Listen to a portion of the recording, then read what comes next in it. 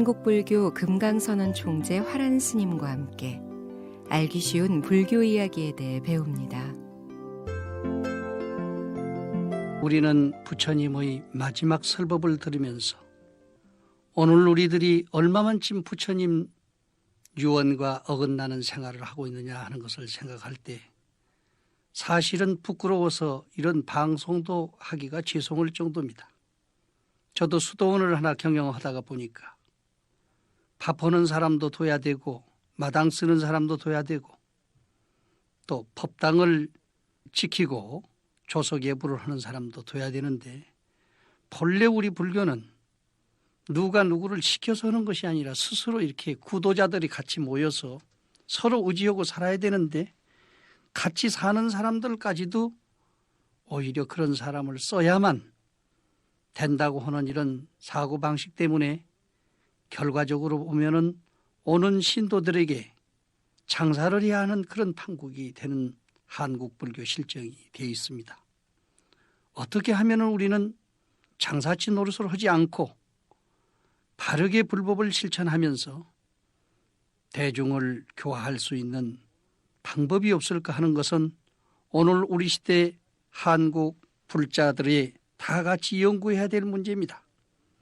불공을 오러오는 사람이 손님처럼 오히려 스님들이 상을 들여다 드려야 되고 밥을 해서 대접을 해야 되는 그런 처지, 제를 지내고 불공을 드리고 하는 것에서 세월을 다 보내고 공부할 시간이 없기 때문에, 또 그렇게 하지 않으면 절을 운영할 수 없기 때문에 한국 불교가 스님도 많고 절도 많지만은 세계적인 지도자 한 사람, 똑 떨어진 사람을 만들어내지 못하고 있는 실정인 것입니다. 이제 우리는 모든 불자들이 뜻을 모아서 내 도량은 내가 스스로 가꾸고 진짜 봉사정신에 의해서 함께 공부를 해나가면서 훌륭한 지혜인, 훌륭한 도덕인, 훌륭한 평화인을 만들어내는데 주력을 해야 되지 않을까 생각이 됩니다. 이제 오늘은 부처님께서 이미 열반을 하셨고 열반의 의의에 대해서 다시 한번 생각을 해보도록 하겠습니다. 부처님의 탄신일과 성도제일, 출가제를 합해서 4대 명절로 치고 이날을 크게 기림으로써 불교도의 신심을 일깨우는 일을 하고 있는 것입니다. 그러면 열반이란 도대체 무엇인가? 여러 차례 우리는 니르바나에 대해서 말씀을 드렸습니다. 니르바나, 즉 바나의 불을 꺼버린다는 뜻이다 말씀드렸죠. 그러나 이것을 학적으로 말한다면 닐이라고 하는 열반할 때 열이라고 하는 것은 바로 아니다, 없다라는 부정사이고, 열반할 때 반이라고 하는 말은 멸이다, 덮는다, 가고 온다 또는 취한다, 결정할 수 없다, 옛날이다, 지금이다, 장애롭다 등 여러 가지 뜻으로 쓰여지고 있습니다. 그러므로 만약에 열자와 반자를 합해서 해석을 한다면 불멸, 불복, 불거불례, 불취, 무부정, 불고불신, 무장애 등 여러 가지 뜻으로 해석이 됩니다. 말하자면은 아니다, 없다라고 하는 부정사인 열과 거기에 멸이다, 덮는다, 가고 온다, 취한다, 결정할 수 없다, 예다, 지금이다, 장애롭다 등 여러 가지 뜻을 붙인다면은 멸하지 않는 것이니까 불멸이고, 덮을 수 없는 것이기 때문에 불복이고, 가고 오는 것이 아니기 때문에 불거불내고, 취하지 않는 것이기 때문에 불치고, 결정 지을 수 없는 것이기 때문에 무부정이고, 새로운 것도 없고 옛 것도 아니기 때문에 불고불신이고, 장애가 없는 것이기 때문에 무장애다, 이런 이야기입니다. 이로써 보면 열반의 말과 뜻 가운데는 현교적인 것과 밀교적인 것이 있고 사실적인 것과 이치적인 것이 있는 것을 우리는 알 수가 있습니다. 현교라고 하면은 이치를 드러내서 누구나 이해할 수 있도록 설명하는 것이 현교고, 밀교는 비밀 주문처럼 그 뜻을 확실성 있게 이해할 수 없을 정도로 하지만은 그 진리가 그 속에 들어있는 그러한 가르침입니다. 이러한 뜻이 있고 또 사실적으로 볼 때 부처님은 분명히 돌아가셨어. 이치적으로 볼 때는 마음은 불생불멸한 것이기 때문에 부처님 마음은 그대로 남아있다고 말이죠. 그래서 이것을 여러 가지 측면에서 해석을 할 수가 있습니다. 자, 그러면은 사실적인 면에서 한번 보십시다. 사실적인 면에서 본다면은 오온하합의 이 몸이 죽어 없어지는 것을 열반이라고 합니다. 그러니까 신체적 고통과 정신적 고통이 죽음이라는 매개체를 통해서 다 없어져 간 것으로 보이기 때문입니다. 그러나 이치적으로 한번 생각해 보십시오. 육체가 죽는다고 고통이 끊어진 것이 아니라 업이 완전히 소멸하여 없어짐으로써 고통이 끊어지는 것이기 때문에 몸은 살아있더라도 번뇌가 다 없어지면 이를 곧 열반이라 부를 수 있는 것입니다. 사람이 죽었는데 분명히 꿈속에 나타나가지고 나는 어느 곳에 가서 어떤 고통을 받고 있으니 나를 위해서 추선을 좀 해 주십시오 하고 선몽하는 사람도 있지 않습니까? 몸뚱아리가 죽어서 없어져서 고통거리가 없다면 영원히 그런 선몽을 할 수가 없는 것이죠. 그런데 몸은 죽어서 없어진다 하더라도 업식이 남아가지고 어느 곳에 가서 붙어 있으면 그런 고통을 알리고 죄를 지내고 독경을 해주면 해탈을 할 수 있기 때문에 나중에 감사하는 그런 선몽을 또 하게 됩니다. 그러나 그러므로 가장 중요한 것은 마음속에 번뇌가 있느냐 없느냐 하는 것이 더 중요해요. 그래서 몸이 없어진 것을 열반이라고도 부르지만은 내용적인 면에서는 마음속에 번뇌가 다 없어져야 그것을 진짜 열반이라 부를 수 있다 그 말이죠. 밀교적인 측면에서 보면은 열반은 곧 자신의 체험을 통해서 느끼는 그런 열반이기 때문에 자기 마음속에서 법열을 느끼고 선열을 하지 못하면은 아무리 열반을 남이 이야기해 준다 해도 소용이 없습니다. 이것을 후세 사람들은 몸이 남아있는 열반을 유여열반, 몸까지 완전히 없어져진 열반을 무여열반이다 이렇게 설명하고 있습니다. 몸이 남아있으니까 이씨르자 나무려자 몸뚱아리가 아직 남아서 스스로 번뇌를 약간은 느끼고 있다. 밥도 먹어야 되고 옷도 입어야 되고 추우니까 더우니까 이런 생각이 남아있단 말이죠. 그래서 열반을 정신적으로는 정득했지만 육체적인 고통이 아직 남아있기 때문에 이것을 유여열반이다 이렇게 부르는데 나중에 몸까지 죽어서 생각까지 다 없어지면 이건 무여열반이다 이렇게 부른다고 말이죠. 그러나 인도 사람들의 전통적인 열반의식과 불교의식과의 차이점은 사선팔정이고 멸진정에 있다 말할 수가 있습니다. 어제도 사선팔정 멸진정에 대한 말씀을 잠깐 들었습니다마는 말하자면 재래 인도 사람들은 살아서나 죽어서나 사선팔정을 증득하면 열반을 얻었다고 하는데 불교에서는 그 사선팔정을 얻었다는 그 생각까지도 다 없어지는 것을 멸진정이라고 부르고 있기 때문이다 말이죠. 그게 다른 거예요. 나는 천당에 간다. 하나님의 은총을 받았다. 그 생각이 남아있으면 그 하늘 세계의 종으로서 만족을 하고 끝나는 겁니다. 그런데 그 생각까지도 없어져 버리면 하느님과 일치되는 그런 경지에 들어가. 말하자면 우리는 번뇌망상을 다 없앴다 이렇게 생각하면 거기서 해탈을 얻은 것처럼 느껴지지요. 그렇지만은 며칠 전에 말씀드렸듯이 자기의 본성을 보지 못하다면 완전히 멸진정이 될 수가 없습니다. 그런데 여기서 부처님의 열반을 생각한다면 번뇌만 없어진 멸진의 상태만 가지고는 생각할 수가 없어요. 왜냐하면 보리를 증득하지 아니하고서는 완전한 열반이라고 할 수 없기 때문에 즉 깨달음을 얻지 않고서는 완전한 열반이라고 할 수가 없습니다. 부처님께서는 사선팔정에 들고 다음에 또 멸진정에 이르렀다고 하는 것은 그동안에 몸과 마음으로 있는 온갖 고통을 정멸한 것이 되지만은 견성성불이 안 됐었다면 불생불멸의 열반을 정득할 수가 없게 되기 때문입니다. 그러므로 열반경에 온갖 이치적 해석은 곧 견성성불과 연관된 열반이고 일반적인 세속적인 해석은 사실적인 열반이 되는 것입니다. 일과 이치가 둘이 아니고 현과 미리 둘이 아니라면 우리 부처님은 몸을 통해서 사실적인 열반을 나타내 보이시고 깨달음을 통해서는 이치적인 열반을 나타내 보인 것으로 볼 수 있습니다. 그러나 부처님의 열반은 모든 면에서 다른 사람보다 우월한 점이 있었다고 생각하기 때문에 당시의 모든 불자들이 정의를 할 때 부처님의 열반은 대열반이다 이런 이야기를 붙였습니다.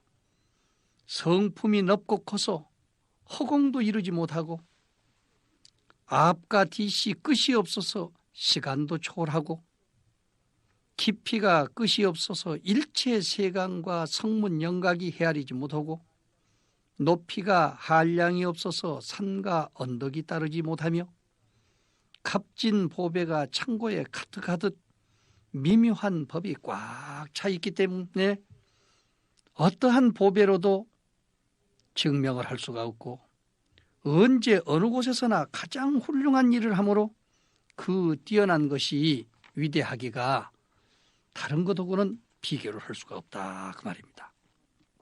불성은 서가모니 부처님만의 전유물은 아닙니다. 원래 누구나 이 세상에 가지고 왔던 마음이지만은 서가모니 부처님의 깨달음에 의해서 비로소 증명이 됐습니다. 그런데 그 부처의 성품이 정말로 넓고 커서 허공도 이루지 못하고 앞과 뒤가 끝이 없어서 시간을 초월했어. 우리 인생은 시간 속에서 산다고 늘 말씀드렸죠. 공간 속에서 살고 있습니다. 그런데 그 공간과 시간을 초월했으면 이제 갈 곳도 없고 올 곳도 없고 이 우주에 꽉 차 있을 것입니다. 그 겉모습이 그렇게 위대하다고 한다면 속은 어쩌냐? 깊이가 끝이 없어 바다가 아무리 깊어도 추적하면 바닥이 나오게 되어 있습니다. 그러나 부처님 마음은 헤아릴 수 없습니다. 그래서 찰친집령가조지 대종수가음진 허공가량 풍각의 무릉진설 불공덕이죠. 더군다나 조그마한 깨달음을 얻은 성문영각이나 오용락에 급급하고 천당이나 지옥을 생각하고 있는 그런 그 째째한 반딧불과 같은 그런 지혜를 가지고 감히 부처님의 그 광대원만한 마음을 헤아릴 수 있겠느냐 그 말이죠. 부처님의 이상은 정말로 높고 한량이 없어서 산이 아무리 높고 언덕이 높다고 하더라도 따르지 못한다고 했습니다. 세상의 모든 것은 보배를 능가할 수 없을 정도로 보배의 값이가 많은데 덩어리 보물덩어리 하나만 가져도 크다고 하는데 창고에 가득 차 있는 보물처럼 부처님에게는 미미묘묘한 법이 있습니다. 사람으로서는 헤아릴 수 없는 일체의 모든 것을 측량할 수 있는 그러한 지혜를 가지고 있습니다. 일체의 모든 것을 낱낱이 분별해 알 수 있는 지혜이기 때문에 그것을 일체지라고 부르고 있죠. 우리는 어떤 기능을 하나 배운다든지 또는 거기에서 특허를 하나 받는다든지 이건 부분적인 겁니다. 부처님은 집 한 채도 가지고 있지 않습니다. 그러나 이 세상의 모든 절이라든지 스님들 전체가 다 부처님을 받들고 있기 때문에 부처님 집 아닌 것이 하나도 없지요. 다른 사람들은 아들, 딸 10명 나면 10명도 많다고 해서 요즘 텔레비에 나옵니다마는 부처님 아들, 딸은 계산을 할 수가 없어요. 시방세계에 꽉 차 있습니다. 가는 곳마다 부처님 집이고 보는 사람마다 부처님 자식입니다.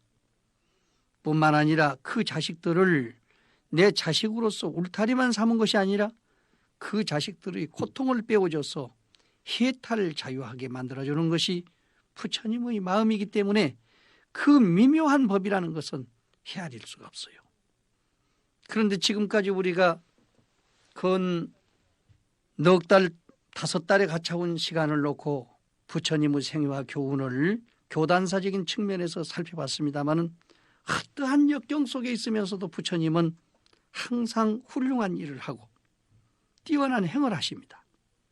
바로 이 점이 우리 인간의 탈을 쓰고 나와서 인간처럼 똑같이 살고 있는데 사람들은 하루에 3때를 먹고 좋은 집에서 잠을 자고 2다리를 뻗고 지내는데도 부족한 것이 많은데 부처님은 그 가난 속에서도 항상 풍요스럽고 부족한 것이 없어. 그리고 모든 중생들로 더불어서 함께 고통을 나누고 즐거움을 나누는 그런 뛰어난 행을 하십니다. 바로 그 행이 열반입니다.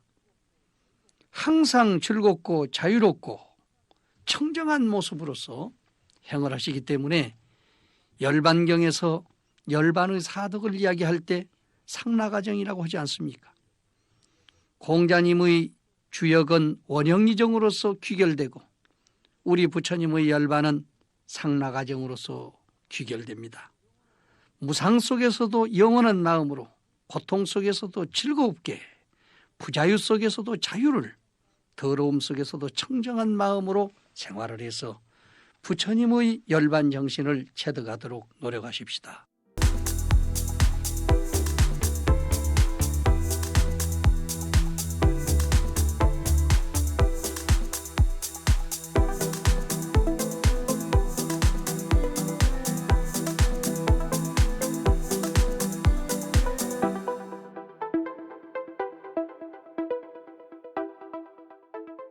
열반의 의의를 현교적인 면에서 또는 밀교적인 면에서 사실적인 면에서 이치적인 면에서 말씀을 드리면서 부처님의 열반이야말로 대열반이다 이런 말씀을 드렸습니다.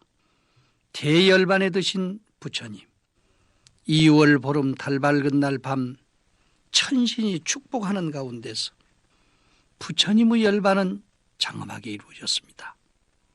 사선 8정의 멸진정을 통해서 중생교학의 포하 방편신을 버리고 일찍이 보리수 아래서 증득하신 법신의 경지에 들어가서 대반열반의 대각신에 안주하게 됐습니다.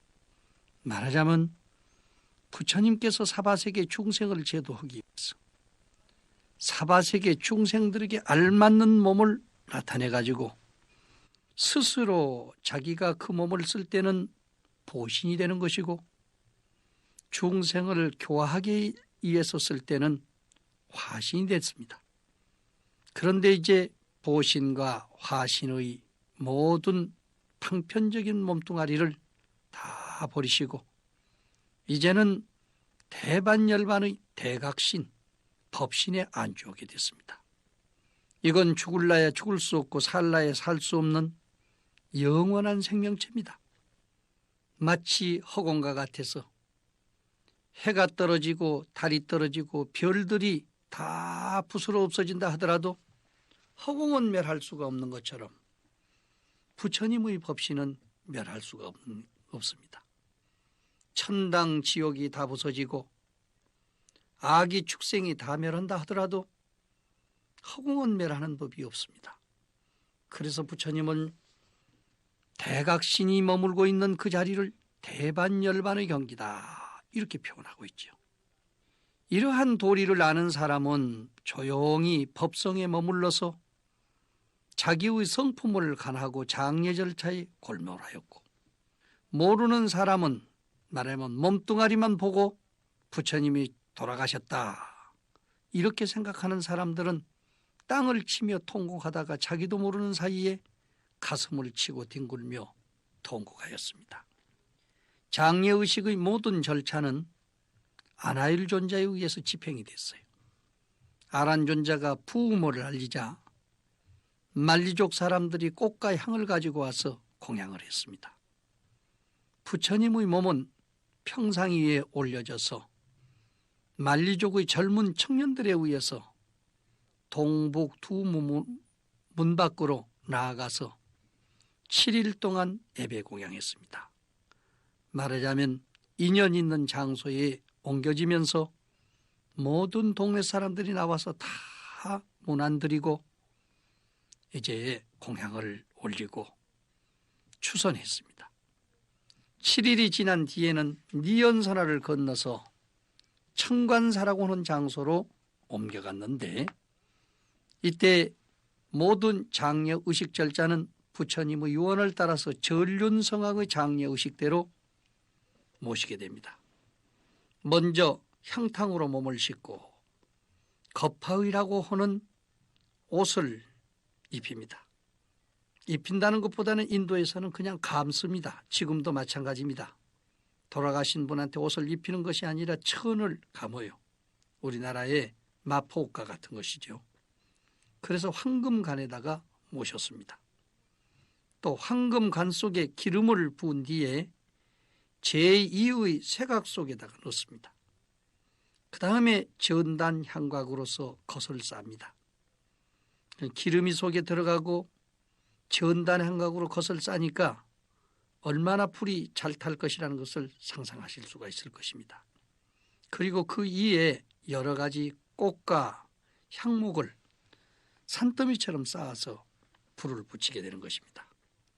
그런데 공교롭게도 불이 붙지를 아니에요. 그래서 만리족 사람들이 이상스럽게 생각을 하자 한 사람이 하는 말이 이는 큰 제자 마하가섭이 아직 도착하지 않은데 문제가 있는 것 같다. 좀 기다려보자. 이렇게 해서 하루를 더 기다렸습니다. 과연 아나율 스님의 말이 틀림이 없었습니다. 가섭존자는 타파국에서 포교하다가 한 행자가 금비라 꽃을 들고 가는 것을 보고 물었습니다. 그 꽃을 어느 곳에서 얻었느냐? 부처님의 열반 장소에서 얻었습니다. 이 말을 들은 가섭존자는 500명의 제자들과 함께 급히 달려와서 부처님 발에 절했습니다. 그런데 이상하게도 부처님께서는 곽 밖으로 두 다리를 쭉 뻗어내 보이셨습니다. 이것이 저 유명한 곽시쌍부입니다. 어째서 부처님은 곽 밖으로 두 다리를 쭉 뻗어냈을까요? 만일 이 도리를 아는 사람은 부처님의 열반 정신을 이해할 수 있을 것이다 말하고 있습니다. 타자탑 앞에서의 자리를 나누어 앉으신 부처님, 말하자면 가섭존자와 옷을 바꾸어서 겉을 깔고 앉으셨던 부처님, 영산회상에서 법화경을 설하실 때 꽃을 들어가지고 보이시자 가섭존자가 은근히 미소를 지었던 여마미소의 정신, 이 세 가지를 합해서 삼처전심이라고 부르고 있습니다. 어째서 부처님이 꽃을 들었는데 가섭존자가 미소를 지었으며 다자탑 앞에서 자리를 나누어서 앉을 수 있는 그런 인연을 맺었던가? 또 이미 돌아가셔서 7일이 지났는데 꼭꼭 묶어서 해놨던 부처님이 관 밖으로 두 다리를 쭉 뻗어내어 놓았다고 하는 것은 도대체 무슨 일입니까? 가섭존자는 부처님한테 절을 합니다. 거룩하신 부처님께 기의합니다. 이 세상 어느 곳에 가도 항상 깨끗하시고 사랑을 베풀어 주신 신선이시며 수많은 사람들에게 집착을 떠나게 하시고 갖가지 고행을 몸소 실천하시며 중생들에게 길을 가르쳐 주신 스승님께 예배드리옵나이다. 이렇게 하고 세 바퀴 돌고 가섭존자에 의해서 불은 붙여집니다. 순식간에 다비가 되었습니다. 이 소식을 들은 차라파국의 발라족, 나마가국의 구리족, 비제국의 바라문족, 카필라국의 석가족, 베살라국의 이차족, 마가다국의 아사세왕과 파바국 사람들과 필발라촌 사람들이 와가지고 서로 사리를 나누어 가려고 합니다. 훌륭하신 분은 손톱 발톱만 모셔도 그 나라가 평온하고 백성들이 큰 복을 얻는다고 해가지고 서로 가져가겠다고 싸움을 합니다. 더군다나 아사세 왕은 그 많은 나라 가운데서도 가장 위세가 크기 때문에 안 된다. 우리는 부처님과 깊은 인연을 가지고 있어서 부처님이 우리나라에서 성도 오시고 우리나라에서 교화를 펴시다가 일생을 여기서 살으시다가 다름이 있기 때문에 우리가 모셔야 된다. 카필라국의 석가족은 서가모니 부처님은 바로 우리나라 출신이요. 그러니까 우리가 모셔야 된다. 2차족들은 그런 소리 하지 말아라. 바로 우리나라에서 돌아가셨으니까 마땅히 우리가 우리 땅에다 모셔야 될 거 아니냐 해가지고 서로 싸웠습니다. 그때 향성바라문이라는 분이 이런 말씀을 하십니다. 여러분, 우리 부처님께서는 일생을 평화의 중재자로서 살으셨습니다. 하물며 부처님의 사리를 가지고 싸워서 되겠습니까? 우리 평등하게 나누어 가지고 가서 탑을 세웁시다. 이렇게 제안을 하자 모든 사람들이 수긍하고 그 부처님 사리를 8군데로 나누었습니다. 그래서 차라파국의 발리족과 나마가국의 구리족과 비제국의 바라문족과 카필라국의 석가족과 베살리국의 이차족과 마가다국의 아사세왕과 파파국 사람들 순서적으로 다 가져갑니다. 마지막으로 향상바라문은 그 사리를 전체적으로 함께 담았던 사리병을 가지고 와서 탑을 세우기로 합니다. 그런데 나중에 왔던 사람들은 아무것도 가져갈 것이 없기 때문에 화장터의 재료를 가지고 가서 제탑을 세우고 또 어떤 분들은 부처님이 살아계실 때 남겨놓으셨던 머리카락을 가지고 가서 털탑을 세우니 사바세계에는 11개의 불탑이 세워져서 숭배하게 됩니다. 지금도 인도에 가면은 이들 11개 탑 가운데서 가장 생생하게 당시 있던 그대로 그 모습을 그대로 보존하고 있는 것이 제탑입니다. 부처님의 제탑은 속에 가서 재만 들어있기 때문에 파헤쳐봤다 가져갈 것이 없어요. 그렇기 때문에 잘 보존이 돼서 국가적인 차원에서 보호를 하고 있고 요즘 인도 정부에서 특별하게 개발을 해서 주의를 단장하는 모습을 보고 왔습니다.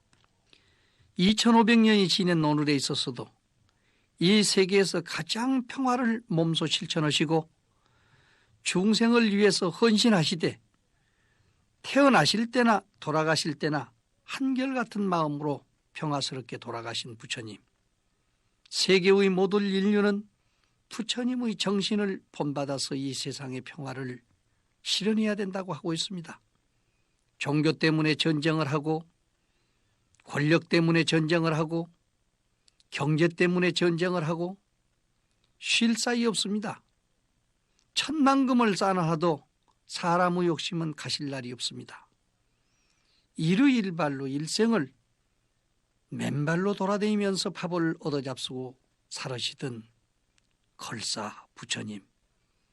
그분의 그 청정한 모습은 사바의 이 국토를 그대로 극락정토로 만들고 모든 사람들에게 종족이나 가문의 위신을 내세우면서도 벽을 허물어서 부처님 돌아가실 때 3만 명 정도 되는 비구 비구니는 인도의 사생 계급은 말할 것도 없겠지만 세계 각국의 종족들이 다 한우리 속에 들어와서 한 가족으로 생활을 했습니다. 이것은 어떤 계약이 없습니다. 백인과 흑인이 어떻게 해야 된다든지 황인족과 백인족이 어떻게 해야 된다든지 국가적인 차원에서 국토를 경계지어 가지고 그걸 가지고 투쟁을 하는 문제가 있다든지 이런 일이 없습니다.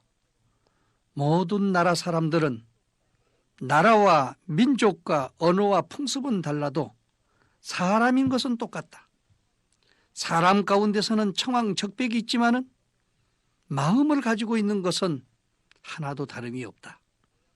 우리는 모양에 속지 말고 이름에 속지 말고 명자 그대로 본마음, 본정신에 들어가서 양심을 지키고 모든 인류가 하나 돼서 하나밖에 없는 이 국토를 잘 지키고 보존하자. 이것이 부처님의 지혜요, 가르침이요, 사랑이었습니다. 이제 부처님은 한 줌의 죄로 돌아갔지만 그 죄는 모든 세계 각국의 불교 사원이나 불제자들에 의해서 8만 4천 탑이 세워져서 조난을 우러러 바라보고 공경하게 됐습니다. 부처님이 돌아가시기 며칠 전에 마지막 법문을 했듯이 걱정하신 그 부처님 말씀에 조금도 부끄러움이 없는 불자가 되도록 매불자성하는 불자가 돼서는 안 되겠습니다. 우리를 위해서 고생하신 부모님을 다시 한번 팔아먹고 또 그 가문을 욕되게 만드는 아들딸이 돼서는 안 되겠습니다. 우리 부처님의 거룩하신 열반정신, 일체중생에게 상나가정을 일깨워 주신 부처님의 열반정신, 장려의식되게 가섭존자를 기다리면서 마지막 보화신을 불살랐던 그 부처님의 거룩하신 정신.